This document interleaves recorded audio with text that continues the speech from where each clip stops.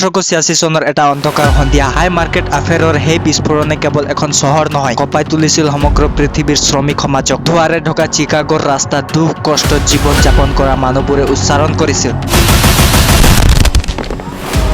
এটা সৰল কিন্তু শক্তিশালী দাবী, 8 ঘণ্টা কাম, 8 ঘণ্টা বিশ্ৰাম, 8 ঘণ্টা নিজৰ জীৱন। 1 मई यानी मजदूर दिवस। जी हाँ, इस दिन को पूरा विश्व अंतर्राष्ट्रीय मजदूर दिवस के रूप में मनाता है। এইটো কেৱল এটা আন্দোলনৰ নহয়, ই ত্যাগ, অন্যায় আৰু আশাৰে জোলা এক কাহিনী, যাৰ পৰা জন্ম হৈছিল মে দিৱসৰ দিন, শ্ৰমিকৰ অধিকাৰ এক অবিনাশী প্ৰতীক।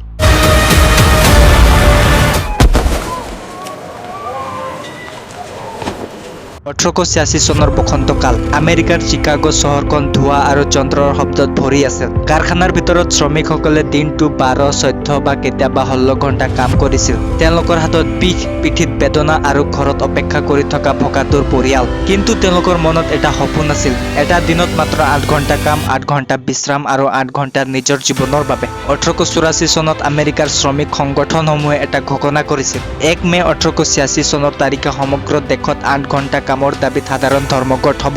চিকাগোত এই আন্দোলনৰ কেন্দ্ৰবিন্দু হৈ পৰিল জাৰ্মান বংশোদ্ভূত এনাৰ্কিষ্ট নেতা আগষ্ট স্পাইচ, আলবাৰ্ট পাৰ্চনছ আৰু তেওঁলোকৰ সহযোগীসকলে এই দাবীক আগবঢ়াই নিলে। পাৰ্চনছ আছিল এজন প্ৰাক্তন কনফেডাৰেট সৈনিক, যি পিছত ৰেডিকেল ৰিপাব্লিকান হৈছিল আৰু এগৰাকী প্ৰাক্তন দাসীক বিয়া কৰাইছিল। তেওঁলোকৰ বক্তৃতাত শ্ৰমিকৰ অধিকাৰৰ কথা, মানৱ মৰ্যাদাৰ কথা আৰু শোষণৰ বিৰুদ্ধে প্ৰতিবাদৰ কথা আছিল।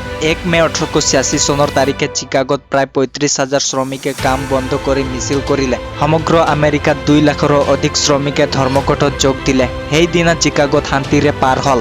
কিন্তু পৰৱৰ্তী দিনবোৰত উত্তেজনা বাঢ়িল। 3 মে তাৰিখে মেকো কৰ্মিক ৰিপাৰ কাৰখানাত ধৰ্মঘটৰ শ্ৰমিকৰ ওপৰত পুলিচে গুলী চালনা কৰিলে। 2জন বা তাতকৈ অধিক শ্ৰমিক নিহত হ'ল। বহু লোক আহত হ'ল। এই নৃশংসতাৰ প্ৰতিবাদ 4 মে তাৰিখে হেমাৰ্কেট স্কোৱাৰত এটা সভা আহ্বান কৰা হ'ল।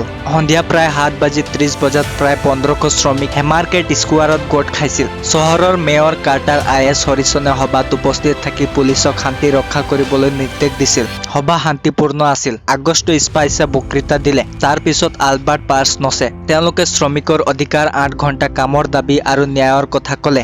ৰাতি প্ৰায় 10 বজাত সভা শেষ হ'বলৈ ধৰিলে। শেষ বক্তা চেমুৱেল ফিল্ডেনে কথা ক'বলৈ ধৰোতে 176 জন পুলিচ অফিচাৰে সভাস্থলীলৈ আগবাঢ়ি আহিল আৰু ভিৰক সভা ভংগ কৰিবলৈ আদেশ দিলে। তেতিয়াই এটা ঘটনা ঘটিল যিয়ে ইতিহাস সলনি কৰিলে।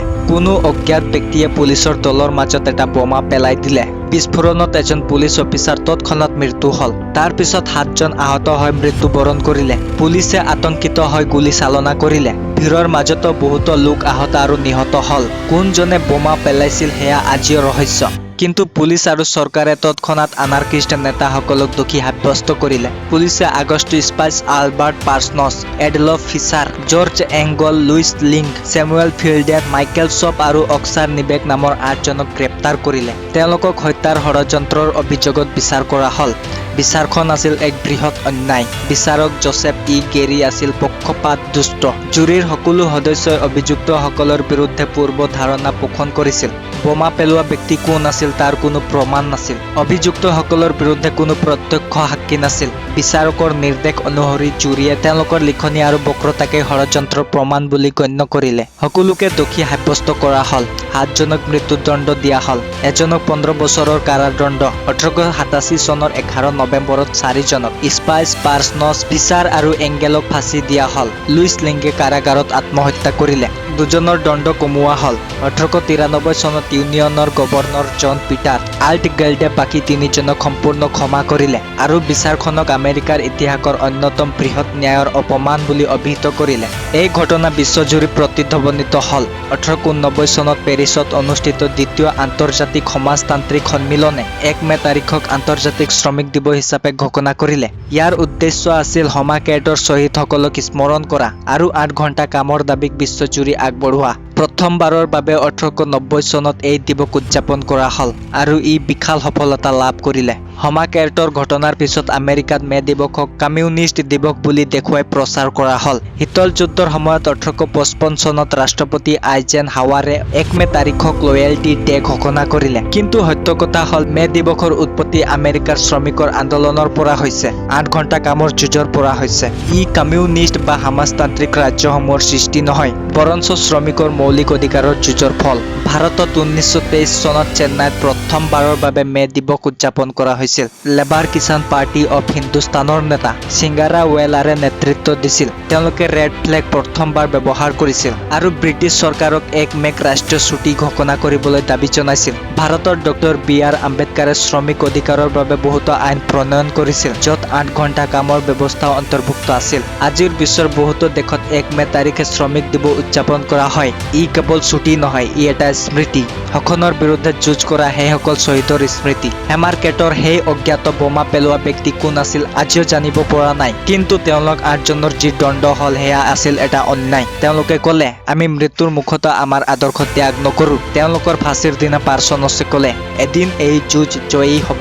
মে দিৱস আজিৰ দিনতো আমাক সোঁৱৰাই দিয়ে যে শ্ৰমিকৰ অধিকাৰ কোনো ৰাজনৈতিক দলৰ একচেটিয়া নহয়। ই মানৱীয় মৰ্যাদাৰ যুঁজ। আধুনিক কালতো কাৰখানা, নিৰ্মাণস্থলী, অফিচত শ্ৰমিকসকলে অধিক সময় কাম কৰি কম মজুৰি পায়, নিৰাপত্তাহীন জীৱন যাপন কৰে। হেমাৰকেটৰ সেই ৰাতিৰ পৰা আমি শিকিব লাগে যে একতা আৰু ন্যায়ৰ বাবে যুঁজ কৰাটো কেতিয়াও ব্যৰ্থ নহয়। সেই চিকাগোৰ ধূলিময় ৰাস্তাত যি শ্ৰমিকসকলে 8 ঘণ্টা কাম বুলি চিঞৰিছিল, তেওঁলোকৰ সপোন আজি বিশ্বৰ বহু ঠাইত সফল হৈছে। কিন্তু যুঁজ এতিয়াও শেষ হোৱা নাই। মে দিৱস হৈছে সেই যুঁজৰ স্মৃতি আৰু প্ৰেৰণা। ই আমাক কয় শ্ৰমিকৰ হাতেই সমাজ গঢ়ে আৰু তেওঁলোকৰ অধিকাৰ ৰক্ষা কৰাটো প্ৰত্যেক নাগৰিকৰ কৰ্তব্য। ধন্যবাদ।